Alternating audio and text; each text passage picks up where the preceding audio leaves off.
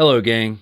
Tattooed Biker here with you, and tonight I've got 4 true stories and reports of cryptids known as upright canines or dogmen. In one story, a professional naturalist employed by the state of New Jersey shares his experience, and the last story, which includes photos of the actual location, details a horrifying encounter where things turned, well, physical. You don't want to miss this one, so grab your gear and let's ride to Dogman country. Number 1. Dear Tattooed Biker, my sighting occurred southeast of our cabin near Danbury, Wisconsin. The cryptid was very wolf-like, and it definitely was not a bear. As well as I'm pretty sure wolves don't run upright. So I was around 17 at the time. It was midsummer, and we were at our cabin in northwest Wisconsin. I was with my cousin and grandparents for the weekend, and I had brought along my airsoft gear. So my cousin and I, our mid-airsoft battle, I took it much more seriously than him.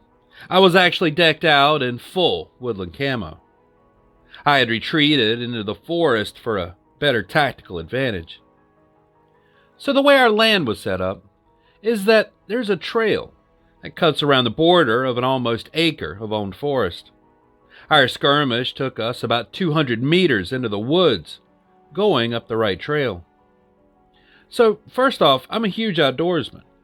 I was introduced to hunting and survival training, as well as firearms training at a pretty young age.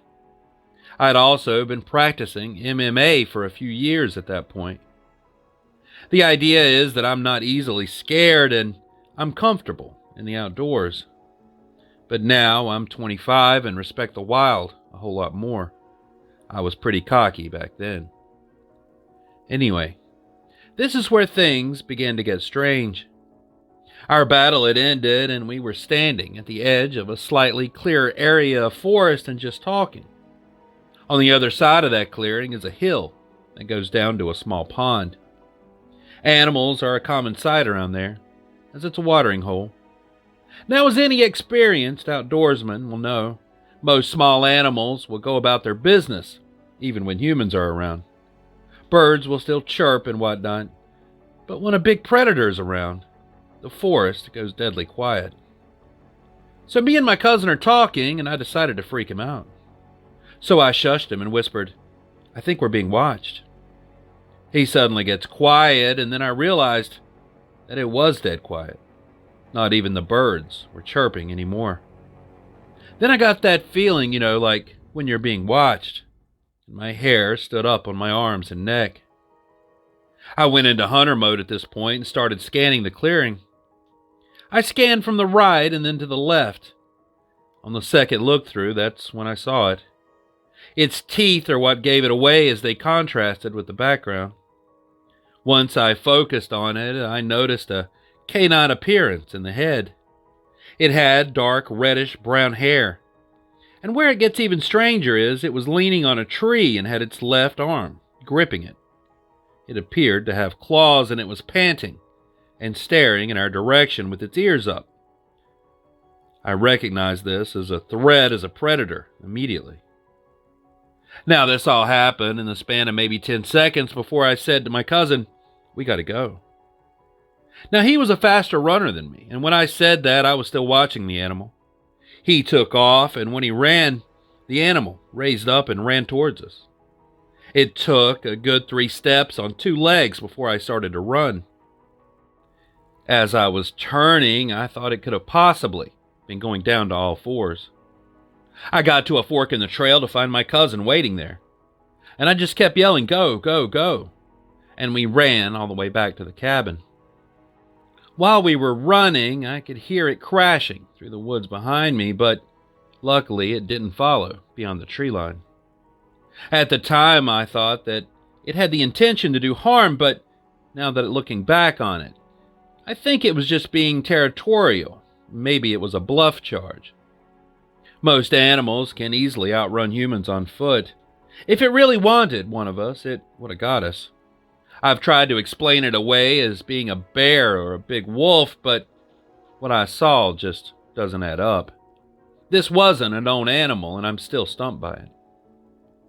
I was recently added to a group of people who had similar sightings on Facebook. They say mine falls in line with other sightings. They believe it to be a Dogman, which I think is the cheesiest name that they could have possibly chosen, but I admit that what I saw is very similar, if not the exact same, as what others have claimed to see. I have different theories regarding this creature, though. I'm normally very skeptical, however, I know that what I saw wasn't normal, and I'm less skeptical than I used to be now. I'm still nervous about the forest, and I don't go into the woods alone or unarmed anymore. I'm not scared of any man, but I certainly don't want to see anything that looks like a werewolf again. By the way, all of this happened in broad daylight, if that wasn't clear. Thanks. Signed, Travis. Number 2. Hey TB, this happened around the year 2000. About a year after this took place, I started dating one of these friends, and that's when I first heard about this dog-wolf story. I've since asked each friend over the years and miles apart, and they all remember the same thing. Before my ex was even my boyfriend, let's call him Jay here, he and our other friends were about 17 and 18 years old. At that age, I remember it being an adventure to go out and find a place to smoke. Like, let's hike to blank and puff. The good old days when we got away from our parents and planned a whole day around smoking. It was Jay and his best friend, let's call him B here, and their girlfriends, S and M. The four of them decided to drive to Mount Pisgah, a beautiful wooded area outside of Eugene, Oregon. It's more of a hill, but it's nature in its prime for sure. I've been out there many times growing up, and I know exactly what trail they were on. The main one that connects the parking lot to the river. They had driven in B's little white sedan, parking in the parking lot and then walking down to the river. On the way to the river from the lot, there's a very small bridge that crosses a small creek. This is relevant for later. The group spent the day out there swimming and swimming, just being typical Oregonian teens. I can imagine that hunger is what drove them to go home after a few hours as the sun began to set. Those activities alone is bound to get someone hungry. So they walked along the well-worn path to the parking lot. This path was dirt thin but has since been paved, according to Google Maps. It doesn't take but 20 minutes or so for them to get back to the little footbridge by the parking lot that they had crossed when they hiked in. When they reached this small footbridge near the parking lot, B looked out into the vast field between them and the wooded mountain and noticed a huge dog out near the tree line, about 100 yards away from their location. They all later described it as the biggest dog that they've ever seen. The dog was just sitting there, not looking particularly scary, just looking like a humongous, friendly doggy. It was dusk and starting to get dark, but from M and J's description, it was very shaggy and furry. My friends continued to walk across this small wooden bridge, and then suddenly one of the girls screamed. The big dog was now up on its hind legs and standing much closer than when they had seen it just a few seconds earlier. It had traversed most of the large field in seconds it took them to get across this 10-foot long bridge. Whatever this thing was, it was fast, quiet, and stealthy. My four friends ran to the car and they had the classic cliche, "I can't get the key" in moment, because B was fumbling madly with the keys. At this point, the dog was standing on its hind legs at the very edge of the parking lot, still staring at them. It had a dog face and a dog body, but just standing up. They never saw it walking on all four or two legs. It was like every time they looked, it was just standing there, but closer each time. All of them recounted how surreal it was to see a dog standing like that. I don't know if it ran for a few ticks and then stood up again at intervals in the field, but that's the way they described it. Many times I've asked them, "Are you sure it wasn't a bear?" No, it definitely was a dog standing on its hind legs. A very, very big dog that seemed to be stalking them. Also, this is in Lane County, Oregon, in the year 2000. There are few, if any, bears out there. It would be odd, but then again, I wasn't there. The kids got into the car and sped off, leaving the Pisgah dog to his own business. I've never had a reason to doubt any of their stories. In fact, S still doesn't like to talk about the incident at all because it's just too creepy for her to think about. Signed, Brandy. Number 3. Hi, Biker. I sincerely believe that I saw a cryptid that most people would know as a Dogman or Wolfman in the New Jersey Pine Barrens. When I received my driver's license at 17 years old, I started spending all of my free time outdoors, hiking all over the East Coast, but mostly within the New Jersey Pine Barrens. I worked as a naturalist at Batsko Village in Wharton State Forest for a while, which is the biggest state forest within the Pine Barrens. I got the job before my internship even ended due to my knowledge of plants and animals. I only give out this information because when I see an animal out in the woods day or night, I know with 100% certainty at what I'm looking at. And after almost 6 years from the time of writing this story, I still can't wrap my head around the creature that I saw. Now, I'm an open-minded person. To a point, I do believe certain cryptids can exist solely if the biology of the creature is possible, but that alone doesn't put a bipedal canine on my list. Roughly about 6 years ago, I, along with 2 of my friends, one a welder and one a mechanic, and I'll be calling the welder Chris and the mechanic Alan in this story, went off-roading in my friend Alan's truck somewhere in Manchester, New Jersey. We met up with a bunch of Alan's off-roading buddies in a spot that they frequented.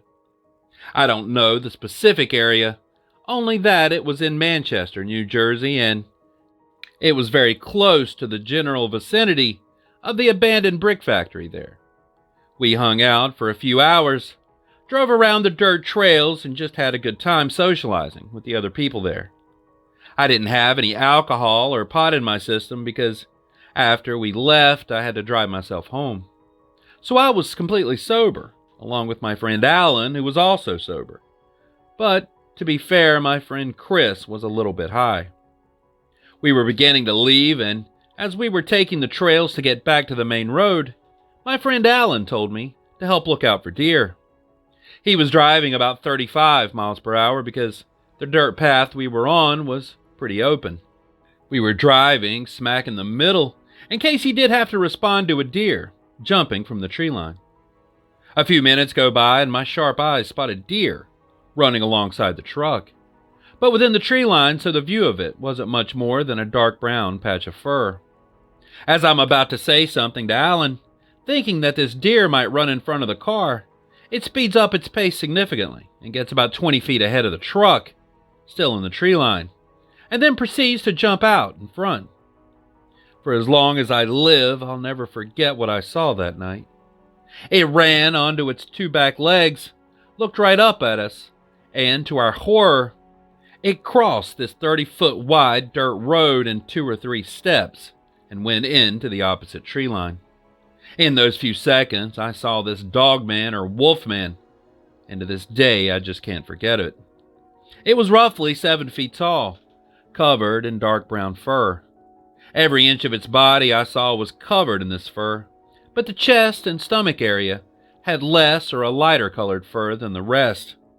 But even under all this fur, you could still make out the extreme muscle definition, very similar to an Olympic powerlifter. It also had a canine type of head with a long snout, 2 distinct perked-up wolf ears, and large muscular legs. The torso and arms were similar to that of a very muscular man with very large hands. These hands had visible claws that looked like they were built to do real damage, and its eyes reflected an unnatural color of light that I hadn't seen before in the animal kingdom.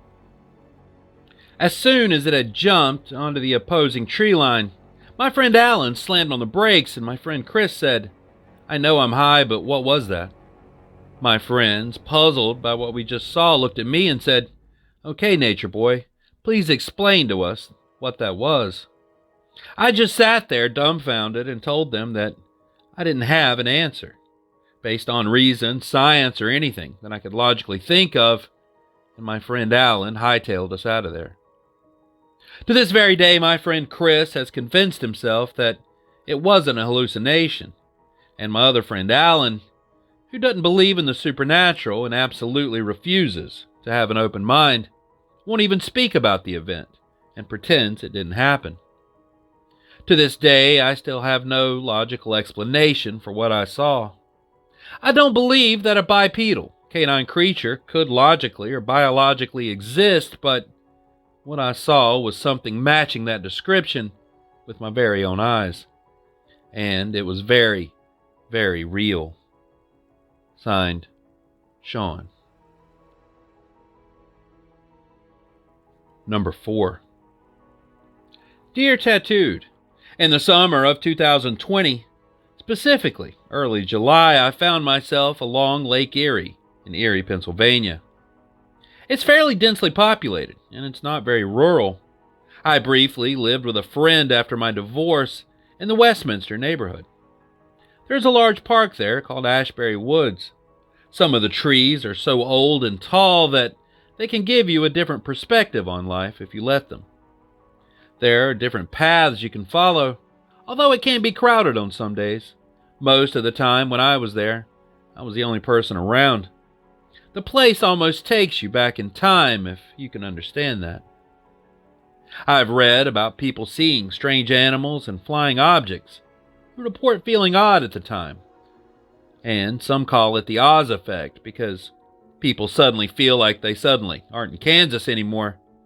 Figuratively speaking, nothing like that happened to me, though I'm not saying I reacted calmly at all. My heart raced when I saw what I describe as a dogman or a dog-headed man. I felt that panic for some time, and I put some distance between myself and the beast. However, it was comparable to what I might have felt if the same situation were reenacted. I'm writing to tell you what I remember about the incident. However, I feel it's imperative to note that I've been trying for literally years to explain this sighting away, and I'm extremely unhappy to have been unable to disprove my own observations. I'd love to be able to debunk this. So I used to stroll through Ashbury Woods a lot in those days, always alone because I was still emotionally recovering from my divorce. I walked the same path I had taken 3 or 4 times before, but something about this time was different. I could hear someone or something walking with me in the bushes. It was a sound that I hadn't heard before. Then suddenly out of those bushes appeared a man over 7 feet tall. He turned and our eyes met. These strange glowing eyes stood out to me. The 2 glowing orbs were in the middle of a giant dog head, staring right into me. Those menacing eyes were above 2 rows of giant yellowish fangs. They looked like they belonged in a dinosaur skeleton mouth at the Natural History Museum. Whatever this was, it wasn't a man. Within seconds, this creature was on top of me, and I was on my back looking up at this beast. It leaned down with its canine snout sniffing at me from head to foot. I tried not to move. I've never been that scared before, as that thing only needed 1 bite to end my life. I lay there bracing myself for the most pain that I've ever felt when someone or something whistled at a barely noticeable volume. I might not have noticed it at all if the dog-headed beast hadn't straightened up the second the sound hit the air. Nothing seemed to matter to that dogman as much as that soft whistle did, and we had both heard it. It located the direction the sound came from in a second or 2, and then I was abandoned as it burst off back into the woods. That was the extent of my encounter.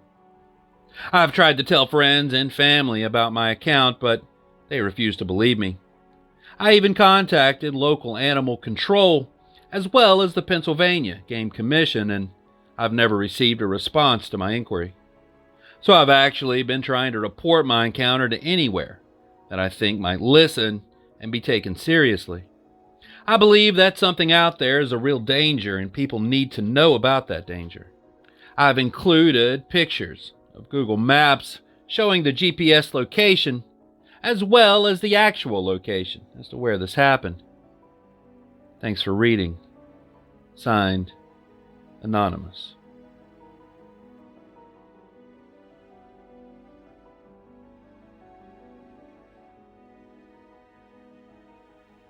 And there it is. All the Dogman and Cryptid Canine reports I have for you tonight. I'd love to hear your thoughts about these down in the comments, and if you've ever had an unexplained sighting, experience, or encounter and would like to share it, just send it via email to the address in the description, and your story may just wind up in a future video. Anyways, thanks so much for watching.